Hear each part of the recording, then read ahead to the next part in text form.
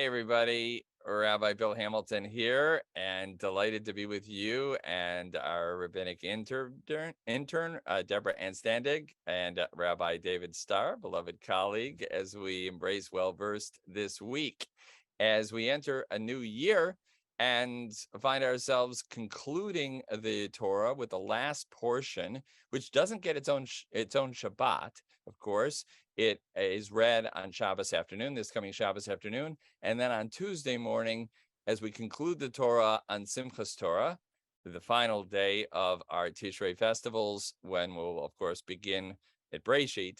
And then next Shabbat, after this Shabbat, which is for Chol Hamoed Sukkot, we'll have, of course, Shabbat Parshat Breshit. At the very end of the Torah, God buries Moses, God's self, and Moses is described as being buried mul Beit Peor, near or opposite, sort of adjacent to Beit Peor. Beit Peor, just to remind you, is the scene of a terrible iniquity of the generation that's now going to enter the land. Moses, of course, doesn't enter the land, but the generation, this is the not the wandering generation, this is the generation, their kids, and they have committed the Torah's worst nightmare, which is to merge idolatry and licentiousness.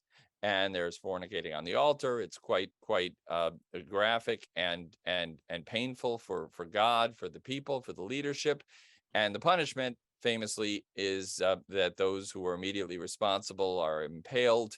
It's very, very graphic, for a graphic sin, a graphic punishment. And this is a moment when Moses is not at his best.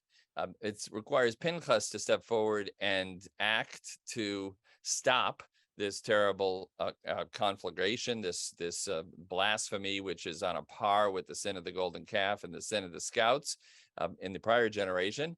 And Moses is kind of overwhelmed by the whole experience.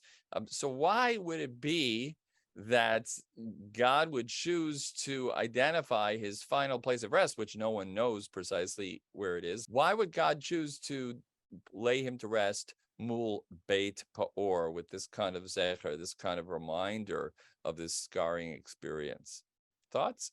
I'll share that what's underlying your question is the assumption that places have memory, and that when we go to a particular place, it evokes an event that happened there a long time ago. And I actually want to bring us to the earlier part of Sefer Devarim, where Moshe is teaching the people of Israel and reminding them of the mitzvot. In chapter 3, verse 29, the Torah says, Vaneshev bagai mul Beit Peor. The people were sitting in the valley around, across, near Beit Peor. So Moshe is reclaiming the status of this place to be a location where learning, where reminders about mitzvot, and where the capacity for tshuva actually can take place. So it's possible, I think, to think of a place as being stuck in a particular identity. This is the place where something wrong, terribly wrong, ultimately wrong, transpired.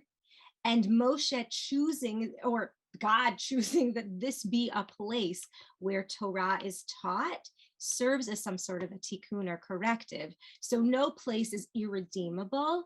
And Moses, as the ultimate teacher of the nation, who themselves in Egypt were at their lowest, being buried there, reflects that idea. Nothing is irredeemable. Everyone can change. We're in that season. Tshuva is always, repentance is always possible.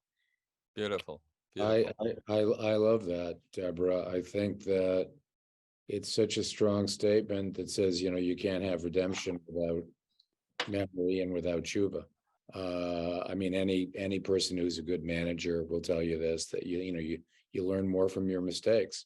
There's an aspect of, at a certain point, you need to forget them and sort of play the next shot kind of thing.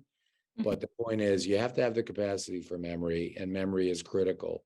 Memory is painful. I mean, critical, literally. It's a painful thing to go through that. And I think it's in that sense, it's a fantastic pedagogical move that God is making Mm. by saying, you're going to have to confront this all the time when you think about our greatest leader.